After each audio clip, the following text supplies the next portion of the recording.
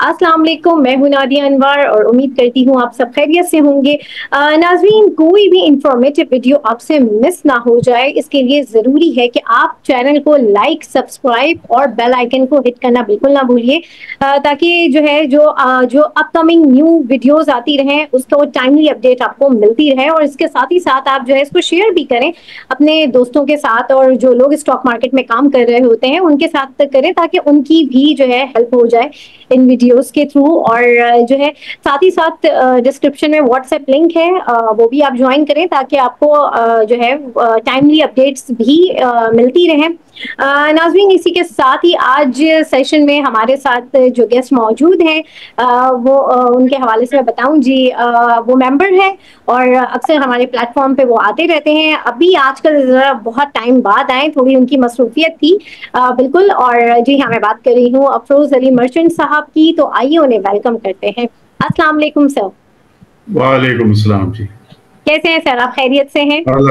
अल्लाह का शुक्र जी। Thank you sir, thank you so much sir आपके टाइम का। और जो है यहाँ पर हम बात करने से पहले मैं आपको बता दूं कि यहाँ पर हमारे साथ आज पार्टिसिपेंट भी मौजूद हैं, और उनसे मेरी रिक्वेस्ट होगी कि काइंडली आप लोग अपने माइक्स ऑफ कीजिएगा ताकि जो है स्मूथली हमारा सेशन सही हो गया होगा उसका। तो जो है काइंडली आप लोग जो है अपने माइक्स को थोड़ा सा देख लीजिए कि माइक्स ऑफ रहें, ताकि जो है ये सेशन में डिस्टरबेंस ना क्रिएट हो। ठीक है, चलें। सर सबसे पहले तो सिचुएशन चल रही है, बड़ी ही कोई एक रोलर कोस्टर टाइप की मार्केट इस वक्त हुई हुई है, इतना इंडेक्स है। मुझे ये बताएं कि इस वक्त की मार्केट में बहुत सारे लोग एग्जिट भी कर रहे हैं, पुराने मेंबर्स हैं वो एग्जिट करके जा रहे हैं, और लेकिन ऑल दो न्यू मेंबर्स भी आ रहे हैं। तो इस वक्त आप मार्केट को किस तरह से देख रहे हैं, थोड़ा सा आप एक ओवरव्यू दे दीजिए। देखिए, मार्केट के जो फंडामेंटल्स है वो तो इंटैक्ट है। जो प्रॉफिटेबिलिटी अभी जो सेकेंड क्वार्टर जो जून खत्म हुआ उसके रिजल्ट्स जो है मोर देन 50% कंपनीज के रिजल्ट ऑलरेडी आ चुके हैं, और मेजॉरिटी कंपनीज के रिजल्ट जो है या तो बेहतर हुए हैं या वो मेंटेन रहे हैं। बहुत कम कंपनीज है जिनकी अर्निंग्स कम भी है। तो उस हिसाब से तो मार्केट जो है फंडामेंटली बहुत स्ट्रांग है। हमारी मार्केट नॉन फंडामेंटल बेसिस पे भी काफी चलती है, और फंडामेंटल जो बेसिस है वो एक यही है, हर एक को इंतजार है कि स्टैंड बाय जो staff level agreement SLA IMF के साथ हो गया है, वो काफी टाइम हो गया है, पिछले महीने हो गया है इनफैक्ट। और वो बोर्ड ऑफ डायरेक्टर्स जो अप्रूव करता है IMF 3.7 बिलियन डॉलर्स की जो फंडिंग ले रहे हैं इस दफा, तो वो अब तक वो अप्रूव नहीं हुई है, और IMF ने अगस्त के कैलेंडर में भी नहीं रखा, और अब तक सितंबर के कैलेंडर में भी ये इसका जिक्र नहीं है। तो ये थोड़ी सी अनसर्टेनिटी की वजह से जो है वो बाकी। और देखिए, ये वीक तो रोल ओवर का वीक भी पहला दिन था आज, तो रोल ओवर के वीक का पहला दिन होता है तो उसमें कुछ प्रेशर होता है, कुछ वीक इन्वेस्टर्स होते हैं वो एग्जिट करते हैं।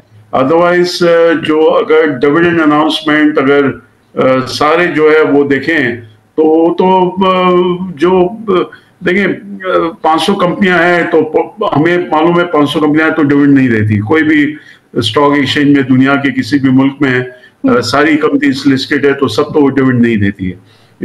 लिमिटेड जो कंपनीज है 50 से 60 या 100 तक जो है जो डिविडेंड्स देते हैं। तो आप देखेंगे कि डिविडेंड्स जो कंपनीज देती है उसमें इतना प्रेशर नहीं है, बल्कि वो अगर टेम्परेरी प्रेशर है तो ये तो अपॉर्चुनिटी है कि वो जो है वो उसको ग्रैब करें, क्योंकि ना उनकी अर्निंग्स कम हुई है ना डिविडेंड्स कम हुई है जो सेकंड क्वार्टर की अर्निंग्स आई है।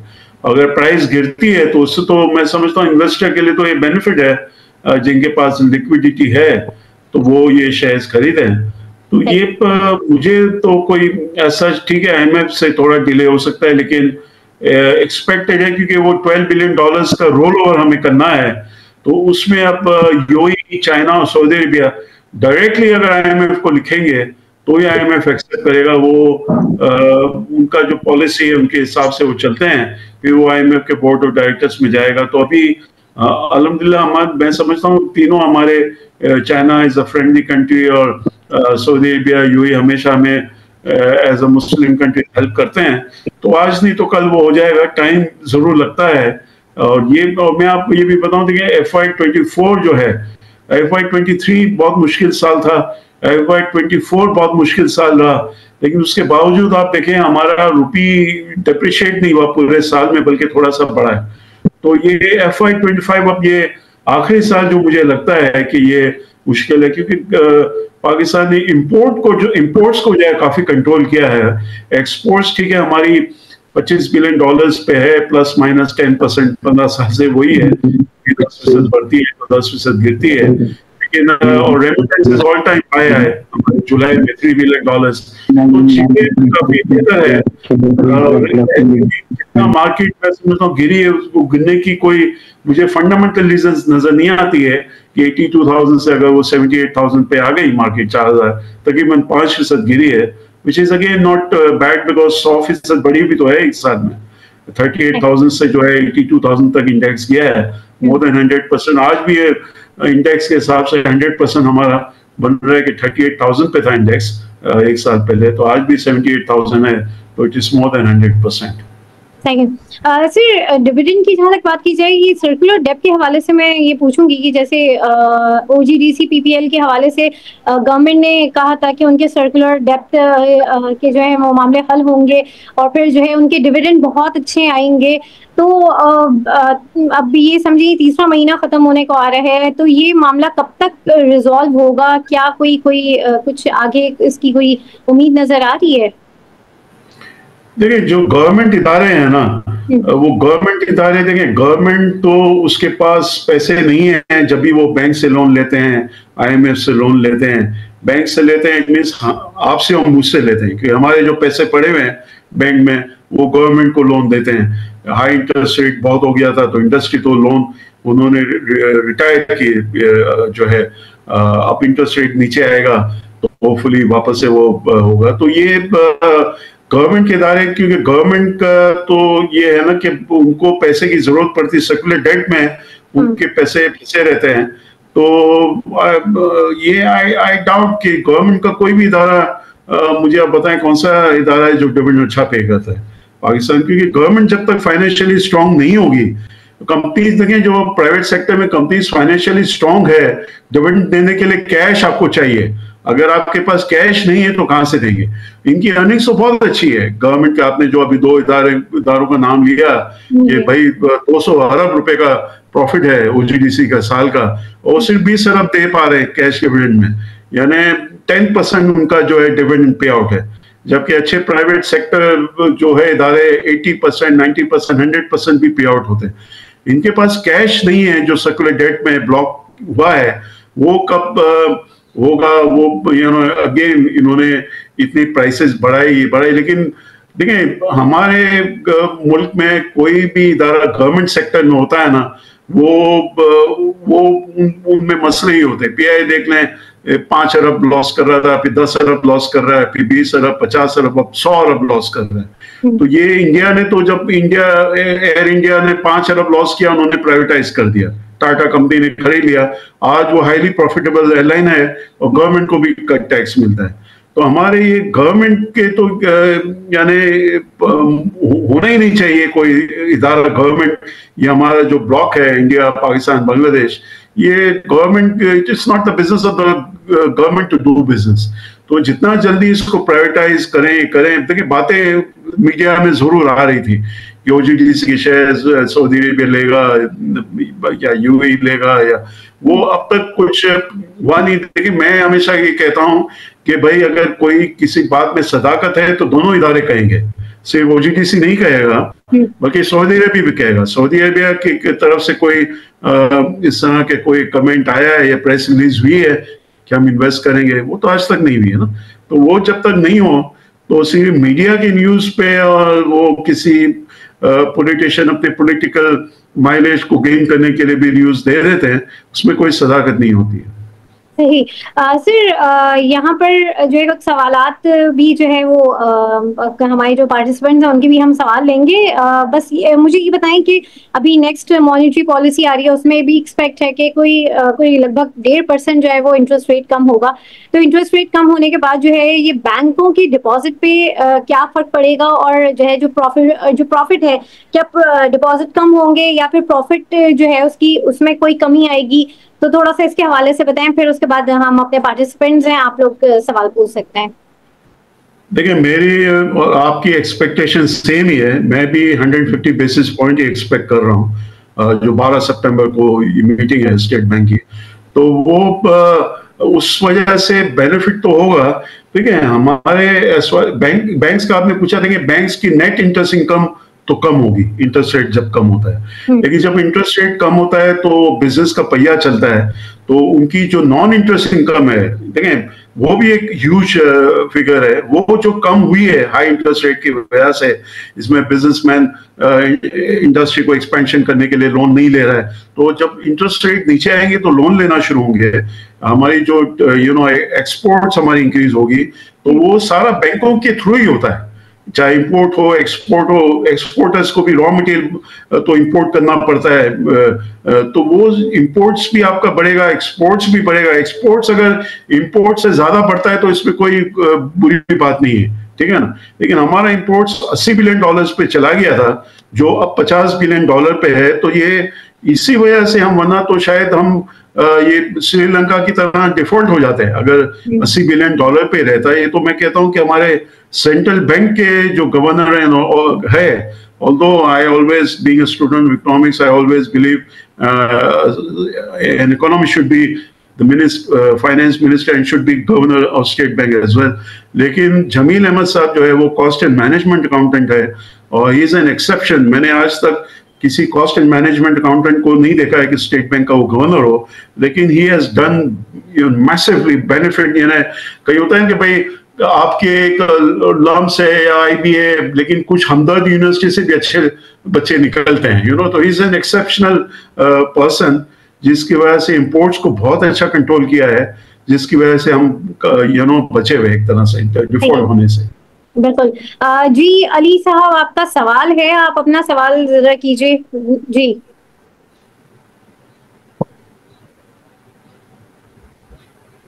अली, आप अपना सवाल कीजिए। ये इंटरैक्टिव सेक्शन होता है, तो उसमें बेहतर है कि आप अपना सवाल करें।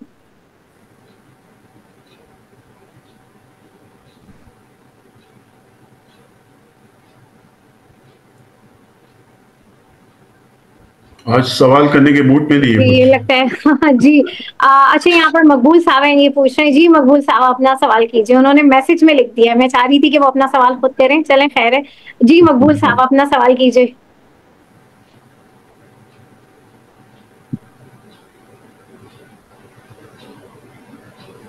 मार्केट 300-350 पॉइंट आज गिरी है, तो लोगों का मूड अच्छा नहीं है शायद।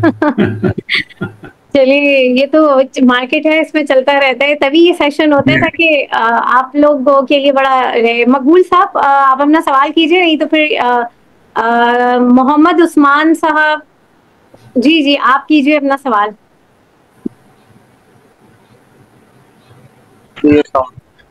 मैंने पूछना था, ये PSO का कल रिजल्ट दे रहा है, इसका क्या अच्छा रिजल्ट आएगा या वैसे इसी तरह आएगा, HPL की तरह फ्रीज हो जाएगा?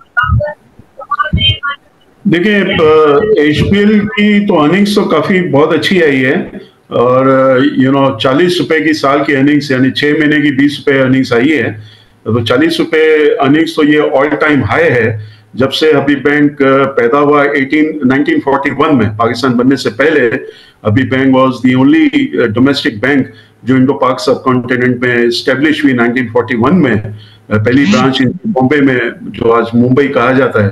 तो इतना अच्छा रिजल्ट तो कभी नहीं आया है। डिविडेंड भी मेंटेन किया है उन्होंने, कोई कम नहीं किया है। लास्ट टाइम भी 40% दिया है, अभी भी 40% दिया है। अब देखें ना, ये तो मैं लोगों को ये कहता हूँ ना, लोग अपनी बाइंग को देखते हैं, एवरेज नहीं करते हैं। लोग को ये 60 रुपए भी आ गया था 2 साल पहले, अगर आपको याद हो, अभी बैंक 60 रुपए पे आ गया था। और अगर आपको 16 रुपए डिविडेंड देता है, आप 16 को डिवाइड करें तो आपको पता चलता है साल में 25% आपको मिल रहा है। आज कोई बैंक 25% आपको नहीं दे रहा, इंटरेस्ट रेट गिर रहे हैं, अब वो 18% लाजमी देना होता है कन्वेंशनल बैंक को। इस्लामिक बैंक में कोई पाबंदी नहीं, तो वो उससे कम भी दे सकते हैं। तो वो आपको सही टाइम पे लोग को एवरेज करना चाहिए। अनफॉर्चुनेटली वो एवरेज नहीं कर रहे। 2 साल पहले से बहुत बेहतर अर्निंग्स है, मैं कह रहा हूँ ऑल टाइम हाई अर्निंग्स है। 80 साल में इतना प्रॉफिट नहीं हुआ है अभी बैंक का जितना इस क्वार्टर में हुआ है। जी और सर पीएसओ का भी बता दें। पीएसओ में मैंने अभी फरमाया था कुछ देर पहले, ये गवर्नमेंट जो ऑर्गेनाइजेशंस है तो उसमें वो एफिशिएंसी या वो इफेक्टिवनेस या वो कॉम्पिटेंस लेवल के जो होते हैं, लाइक एटक पीएसओ वही एटक पेट्रोलियम भी वही काम करता है जो पीएसओ करता है। तो गवर्नमेंट के अपने लिमिटेशंस होते हैं, और गवर्नमेंट आपको पता है फाइनेंशियली इस प्रैक्टिकली उनके पास वो पैसे नहीं है जिसकी वजह से ये आईएमएफ से लोन लेते हैं या फ्रेंडली कंट्री से लोन लेते हैं या बैंकों से लोन लेते हैं।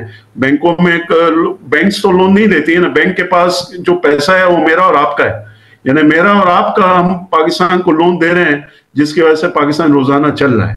यू नो एम्प्लॉइज को मना, उनके पास गवर्नमेंट के 10 लाख एम्प्लॉइज, इनको सैलरी देने के भी पैसे नहीं है, वो लोन लेके सैलरी दे रहे हैं। तो गवर्नमेंट के इदारे तो ये मैं अभी कुछ देर पहले भी कहा था, पाकिस्तान में या इवन इंडिया में गवर्नमेंट का इदारा एक था, एयर इंडिया लॉस में चल रहा था, उन्होंने प्राइवेटाइज कर दिया। ये जब तक प्राइवेटाइज नहीं होंगे हम अच्छी उम्मीद नहीं लगा सकते किसी भी गवर्नमेंट के इदारे से कि वो डिविडेंड दें अच्छा, या उनकी जो है अर्निंग्स अगर अच्छी भी होगी।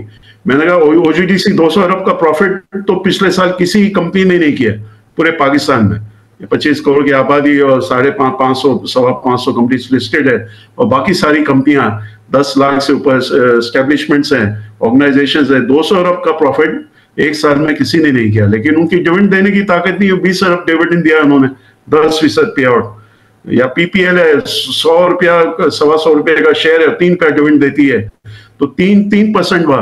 आपको बैंक आज भी 18% दे रहा है, तो वो 3 जितना पीपीएल दे रहा है उससे 6 गुना तो बैंक दे रहा है। तो ये तो आपको ये अनफॉर्चुनेटली हमारा स्टैंडर्ड ऑफ एजुकेशन इतना गिर गया है, लोग डिविडेंड यील्ड और डिविडेंड प्राइस अर्निंग्स मल्टीपल्स और ये सब कोशिश नहीं करते सीखने की, या कहीं ज्वाइन करने की। अनफॉर्चुनेटली इतने ऑप्शंस भी नहीं है कि लोगों को सिखाए। तो वो बस कोई कहता है तो वो पीछे एक लाइन लगती है तो सब उसमें जाते हैं, फिर हाथ जलाते, फिर चले जाते, फिर दूसरे आते हैं। जैसा शर्मा परवाना होता है ना, परवाना जलने के बाद भी वो परवाने चले जाते हैं, दूसरे परवाने आ जाते हैं।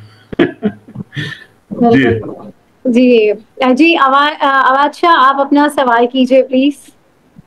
अच्छा, मेरा क्वेश्चन ये है कि करंट सिनेरियो के अंदर जो आपका इंटरेस्ट रेट भी डाउन हो रहा है और मुल्की हालात भी कुछ समझ नहीं आ रहे, तो इन कंडीशंस के अंदर फ्यूचर के हवाले से सबसे बेटर सेक्टर कौन सा रहेगा जो इन्वेस्टमेंट के लिए? देखिए, मैं I come from different school of thought जो कम होते जा रहे हैं पाकिस्तान में। एटलीस्ट हम तो जो अर्निंग्स और डिविडेंड दोनों को देखते हैं, सिर्फ अर्निंग्स नहीं। जैसा मैंने अभी भी जिक्र किया कि भाई कमाया तो 200 अरब, दिया 20 अरब, तो ताकत नहीं है, कैश नहीं है डिविडेंड देने के लिए। जो कंपनियां के पास डिविडेंड देने की ताकत है, कैश है, हम तो उसी सेक्टर को देखते हैं जिसमें बैंकिंग सेक्टर है। जो बैंकिंग सेक्टर 8 उसमें से बैंक्स हैं जो साल में 2 से 4 दफा हमेशा डिविडेंड देते हैं, बल्कि अब तो शायद 8 के 8 4 दफा डिविडेंड देते हैं हर 3 महीने बाद। तो वो बैंकिंग सेक्टर एक डिविडेंड के हिसाब से बहुत बेहतर है। प्लस आपका जो है वो पावर सेक्टर जो है उसमें भी डिविडेंड अच्छा आ रहा है।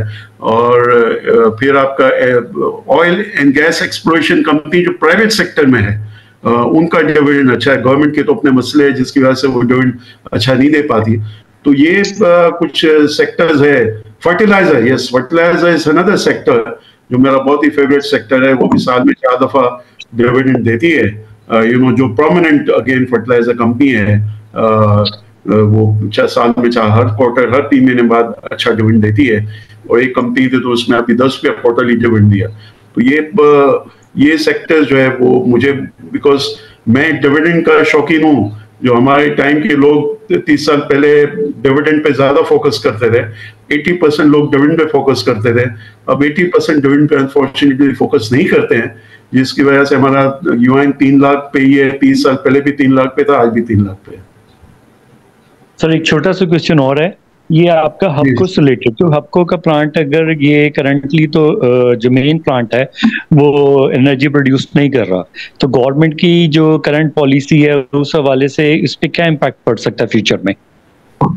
देखिए, हबको के बहुत सारे प्लांट है। जो पहला प्लांट उन्होंने 1994 में लगाया था वो 1292 मेगावाट का प्लांट था, और वो फर्नेस ऑयल से चलता था, उसको बेस प्लांट कहते हैं। और उस वक्त पाकिस्तान की 20% बिजली जो है वो हबको बनाता था 1994 में। तो पाकिस्तान का ये हाल था कि आज हम कराची में, ठीक है, हम कहते हैं कि इलेक्ट्रिक के बिल लंबे हो गए, ये हो गए, लेकिन आज वो गवर्नमेंट के अंडर होता तो बिल तो लंबे होते, कि बिल तो सबके ही लंबे हैं, सिर्फ जो प्राइवेट सेक्टर में है कि इलेक्ट्रिक, लेकिन बाकी डिस्कोर्स तो सब पब्लिक सेक्टर में ना, गवर्नमेंट के, तो बिल तो सेम ही है, यूनिफॉर्म प्राइसिंग है। लेकिन कम से कम हमें के इलेक्ट्रिक में एटलीस्ट कराची में या जहाँ हम रहते हैं वहाँ बिल सब पे करते हैं, तो हमें कोई वो आउटेज नहीं होता है, वरना 8-8, 10-10 घंटा दिन में बिजली जाती थी। आज 1 मिनट भी बिजली नहीं जाती पूरा साल में, बिकॉज इट इज प्राइवेटाइज। तो मैं ही कहता हूं कि जब तक चीजों का, आपने किसका पूछा, सॉरी, किस इदारे का? हबको का जो बेस प्लांट है ना, जो मैंने कहा उसमें, अच्छा 1994 में दुनिया में कोई भी हमारे यहाँ इन्वेस्ट करने के लिए रेडी नहीं था, और कोई भी पावर प्लांट लगाने के लिए रेडी नहीं था। तो पाकिस्तान के पास कोई चॉइस नहीं थी। Pakistan is not like UAE और सऊदी अरेबिया और इंडिया कि हर मुल्क वहां जाके इन्वेस्ट करना पसंद करेगा बिकॉज ऑफ वेरियस रीजंस। हमारे यहाँ हमें उनको जाके बोलना पड़ता है। इंडिया में यूएसए से लोग इंडिया जाते हैं और बोलते हैं भाई हमें इन्वेस्ट करना है, लेकिन पाकिस्तान में इन्वेस्टमेंट करने के लिए हमें जाना पड़ता है यूएसए और अदर प्लेसेस, यूरोप या व्हाटएवर। तो ये इसमें ये कॉन्ट्रैक्ट ये हुआ था, जो सारे जो पावर परचेज एग्रीमेंट है, क्योंकि हमारे जो है ना एक हाई रिस्क इकोनॉमी है, तो रिस्क प्रीमियम ज्यादा है, डिफॉल्ट से बहुत करीब थे। मैंने कहा कि इंपोर्ट्स को अगर कंट्रोल नहीं करते तो हम श्रीलंका की तरह डिफॉल्ट कर जाते हैं। तो हाई रिस्क प्रीमियम में एग्रीमेंट में लोग इस तरह के क्लॉजेस डालते हैं कि गवर्नमेंट ने अगर बिजली नहीं ली, अब $26 बिलियन का चाइना ने इन्वेस्ट किया है पावर प्रोजेक्ट्स में, गवर्नमेंट ने अगर बिजली नहीं ली तो $26 बिलियन तो गटर में चले गए ना उनके भाई। आप समझे मैं क्या कह रहा हूँ? तो वो क्लॉज होता है, इसीलिए चाइना 3 ट्रिलियन डॉलर्स रिजर्व है, अमेरिका से भी ज्यादा highest reserve in the world, क्योंकि ये इंश्योर करता है कि उनके पैसे डूबे नहीं।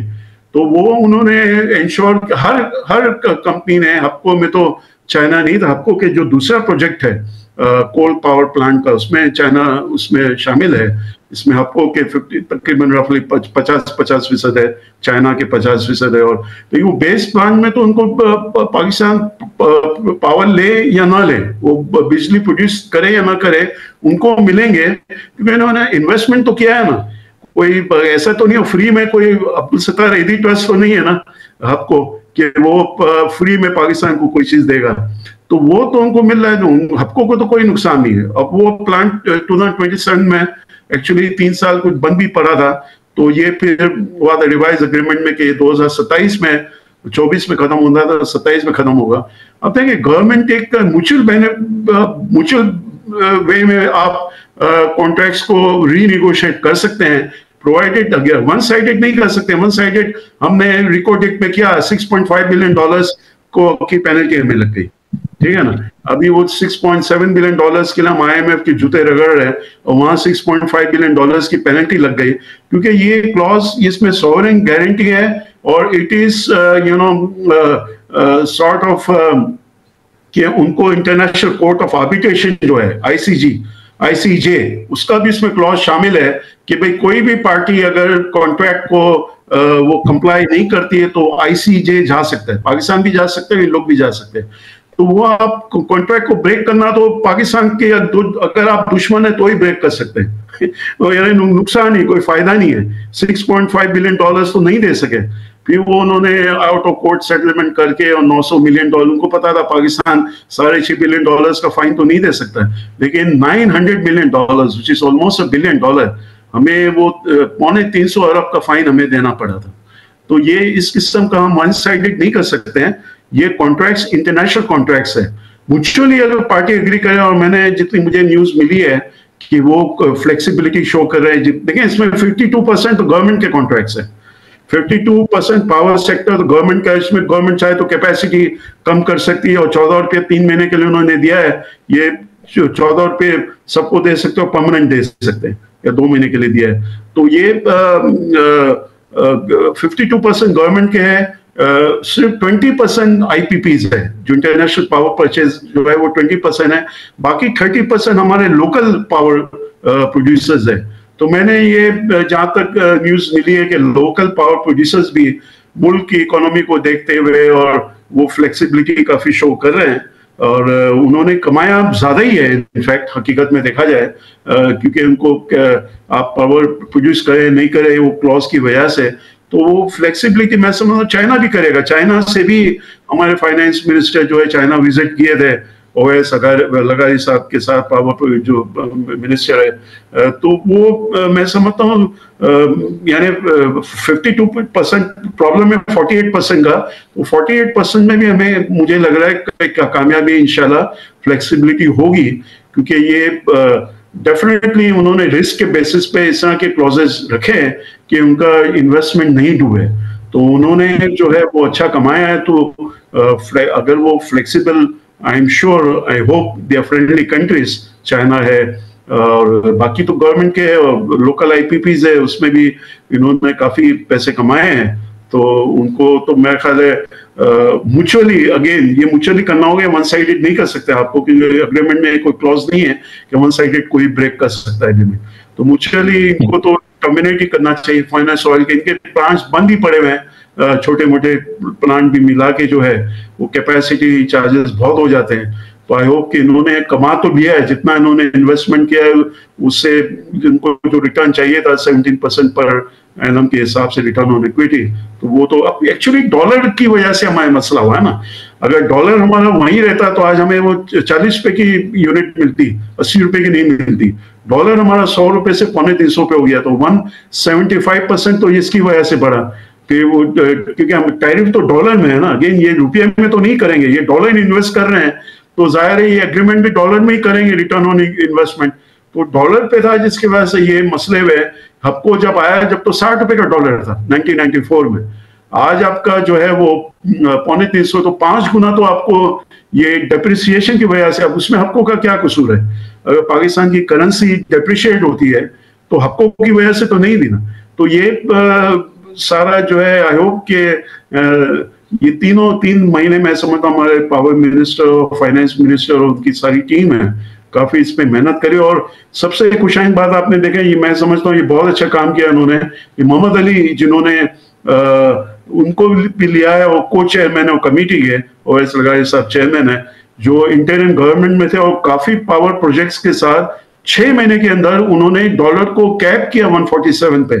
अगर वो डॉलर को 147 पे कैप नहीं करते बहुत सारे पावर प्रोजेक्ट्स में, फिर इनका टर्म पूरा हुआ तो सब नहीं कर सके। शुरू के पावर प्रोजेक्ट्स में ये 147 पे इन्होंने कैप किया है, तो अदरवाइज तो हमारा पता नहीं पेमेंट ये यूनिट आज जो आपको 70-80 में मिल रही है 100 रुपये भी क्रॉस कर जाता।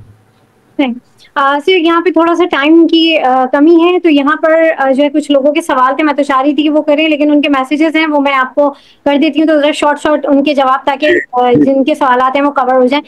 फैजान का सवाल है, penny stroke volume increase without any material information, तो थोड़ा सा इसके हवाले से बता दें।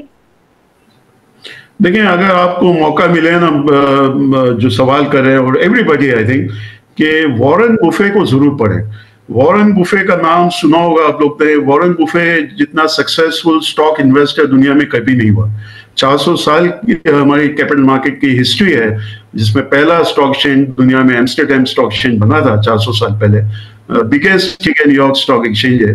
तो 400 साल में वो कहता है कि 400 साल में हर स्टॉक मार्केट में दुनिया में दो किस्म के लोग होते हैं, एक इन्वेस्टर होता है और एक गैम्बलर होता है। और वो बताता है कि इन्वेस्टर कौन होता है, गैम्बलर कौन होता है। या पहले वो स्टॉक से शुरू करते हैं, या इन्वेस्टमेंट स्टॉक्स होते हैं या गैम्बलिंग स्टॉक्स होते हैं, दो ही किस्म के स्टॉक्स होते हैं दुनिया के हर स्टॉक मार्केट में। तो इन्वेस्टमेंट स्टॉक्स क्या है वो फर्दर बताता है। इन्वेस्टमेंट स्टॉक्स वो है जिसके फंडामेंटल्स होते हैं, यानी कम से कम 10 फंडामेंटल्स होने चाहिए, पता होने चाहिए। और जो गैम्बलिंग स्टॉक्स के कोई फंडामेंटल नहीं होते। तो आपको कोई भी स्टॉक आपको रेकमेंड करता है, आप ब्रोकर से, एजेंट से उनसे पूछें कि मुझे इसके 10 फंडामेंटल्स बताएं, क्योंकि गैम्बलिंग स्टॉक के कोई फंडामेंटल होते ही नहीं है तो बता ही नहीं सकेगा। इन्वेस्टमेंट स्टॉक्स के अगर वो फाइनेंशियल स्टेटमेंट को पढ़ता होगा, एनालाइज करता होगा, बहुत सारे माशाल्लाह अच्छे भी है, CFA चैप्टर होल्डर भी है, चार्टर्ड फाइनेंशियल एनालिस्ट, तो आपको बताएंगे 10 फंडामेंटल्स क्या है। आपको कि कोई पूछे तो आप 10 फंडामेंटल्स वो आपको बताएगा। लेकिन पेनी स्टॉक के कोई फंडामेंटल्स नहीं होती है। तो पेनी स्टॉक जो है इट इज 100% गैम्बलिंग। या कैसीनो में जाएं या पेनी स्टॉक्स में परचेज करें, कोई फर्क नहीं है। हमारे मुल्क में नहीं है कैसीनो, मैं ख्याल है अल्लाह करे हो, ताकि ये लोग वहीं जाए, हमारे स्टॉक मार्केट को खराब नहीं करें। नहीं, बिल्कुल। एजाज साहब अपना सवाल जल्दी से कीजिए क्योंकि हमारे पास 5 मिनट है, और आप अपना सवाल जल्दी से कीजिए। जी अच्छा, यहाँ पर से किसी ने ये भी सवाल पूछे, जब तक एजाज साहब आते हैं तब तक कि OSM क्यों नहीं चल रहा और इस रेट पे लेना चाहिए। मुझे ये अब्रीविएशन बताया, आप पूरा क्या नाम इसका बताएंगे क्या है?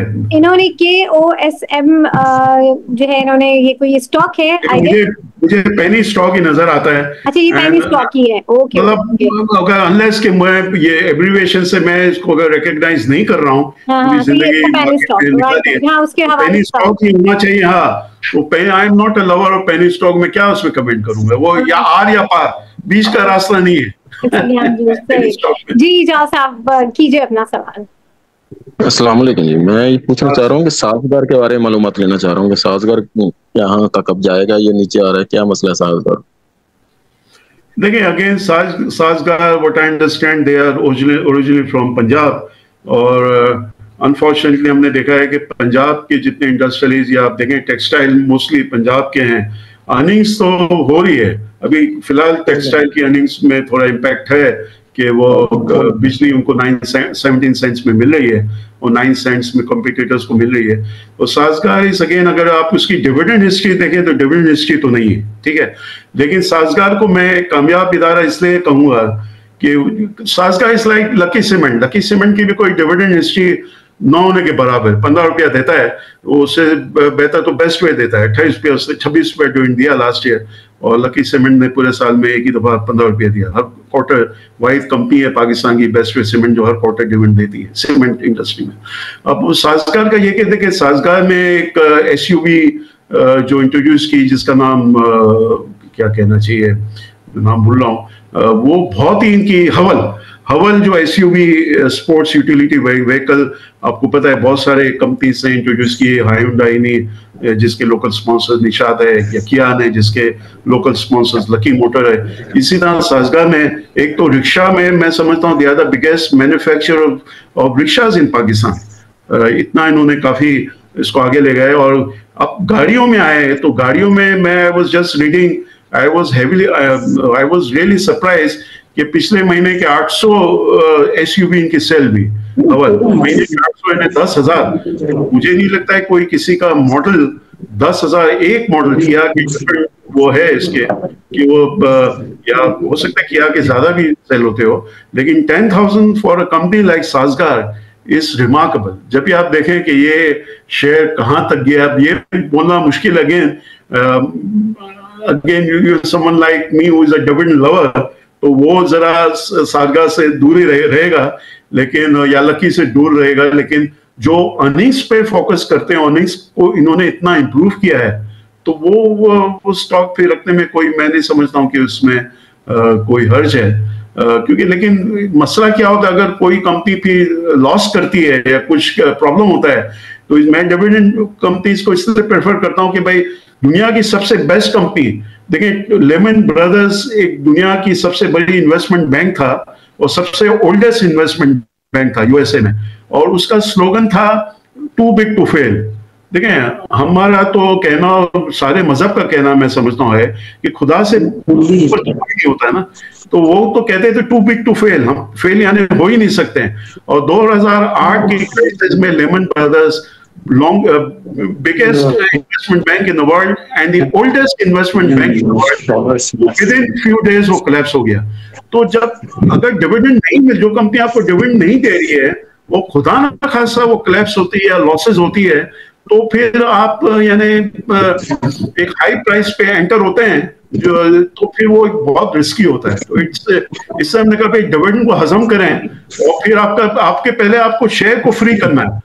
आपके शेयर को फ्री उस वक्त करेंगे कि आप डिविडेंड वाले स्टॉक्स लेंगे जो 2 से 2.5 साल 3 साल में आपको जितने जिस प्राइस पे लिया है वो डिविडेंड मिल जाए, उसके बाद आपको फ्री में डिविडेंड मिल रहा है। फिर अगर वो लॉसेस, सॉरी सर मैं आपको कट कर रही हूँ, बस यहाँ पे प्रोग्राम का टाइम खत्म हो रहा है, और जो है थैंक यू सो मच आप सबका। इंशाल्लाह सर के साथ अगेन एक सेशन हम रखेंगे and we will all enjoy, और बहुत से सवाल हम कर नहीं सके तो इंशाल्लाह फिर हम एक सेशन रखेंगे। तो आज के लिए जो है आप सबका बहुत शुक्रिया, और सर अफरोज आपका बहुत शुक्रिया आपके टाइम का। इंशाल्लाह फिर हम एक सेशन कंडक्ट करेंगे, टाइम की कमी की वजह से दिल तो नहीं चाह रहा है लेकिन टाइम बहुत कम है, तो इंशाल्लाह फिर आप लोगों से मुलाकात होगी। आज के सेशन से मैं इजाजत लूंगी, इंशाल्लाह फिर मुलाकात होगी। अल्लाह हाफिज।